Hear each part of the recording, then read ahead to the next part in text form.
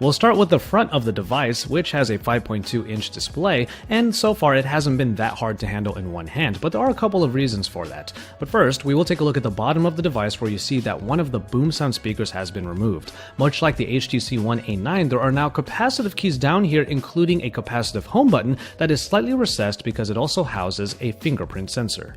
Boom sound is still around, it just has been changed around a bit. At the top there is a full speaker still that also doubles as the phone speaker, and at the bottom is another grill right next to the USB Type-C port that is actually supposed to function more like a subwoofer. The result is supposed to be more fuller, richer sound coming out of the phone speakers while you're looking at media or gaming, for example. But the other main change is on the backing, where we have now what's called the silhouette design.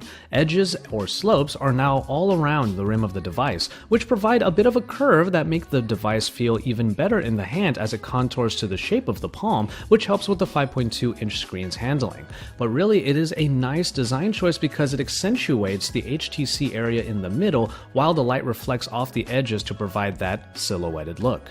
And 2.5D glass covers the LCD5 display, which comes in at Quad HD resolution. Now, so far the colors look quite nice on this display, but what HTC really wanted to drive home is the fact that it adheres to the NTSC standard much more than any other phone out there. Underneath the surface is the Snapdragon 820 with 4GB of RAM and yes, microSD card expansion. As we continue with hardware, the fingerprint sensor in that home button seems to work pretty well thus far. Registering a fingerprint is as easy as you would expect it to be on any Android device these days, and it's just a matter of holding the finger on that particular area and the phone will wake itself and then unlock after reading your fingerprint. Battery life hinges on a 3000 mAh battery, which has proven itself in other phones already to be a good capacity for maybe 1 to 1.5 days worth, hopefully 2 days with good power saving features. Whether or not it does make it to that 2-day mark is something we'll save for the full review, but with Quick Charge 3.0 and that USB Type-C port, half an hour's worth of charging could bring 1 day worth of battery life overall, which is a pretty nice prospect.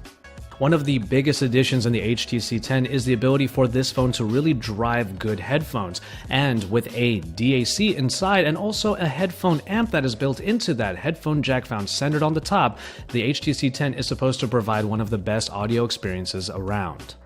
The camera has always been a bit of a sore spot for HTC, but the Ultra Pixel returns and now bring 12 Ultra Pixels in the main camera at 1.55 micron sizes. Laser autofocus and optical image stabilization are also included to back up this f1.8 aperture package. There are plenty of modes in the app, including hyperlapse and a pro manual mode to cater all of the settings for a better shot, and 4K video recording is also available, but it now records high-res audio, which seems in line with the boom sound capabilities. The front camera might please quite a few people with 5 megapixels that also boasts f1.8 aperture and a slightly wider field of view for better selfies. But what really makes it nice is the included optical image stabilization. This is a first for a front camera and it will allow for even better photos in lower light conditions, not to mention the ability to create more stabilized selfie videos. And in software, we do have the return of HTC Sense. You still get the regular home screens, and the app drawer is included if you were worried about that in this version of Android, and you also get blink feed on the side for an easy way of taking a look at the latest headlines. HTC made a big point of saying that in cooperation with Google, they are trying to consolidate their applications. Where there were once duplicates with HTC apps and Google apps, there may now just be one application. For example, the messaging app is still available despite there being a Google version of Messenger, and instead of having their own gallery inside of HTC Sense, they are now just going to use Google Photos.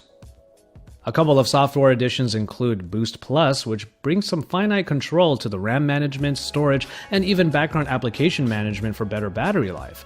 And the theming engine has been enhanced to provide even better customization, but those are all things that we will leave off for our full review. The HTC 10 is available for pre-orders beginning today on April 12th, with shipping in early May. The unlocked edition will come in silver and gray and will cost $699.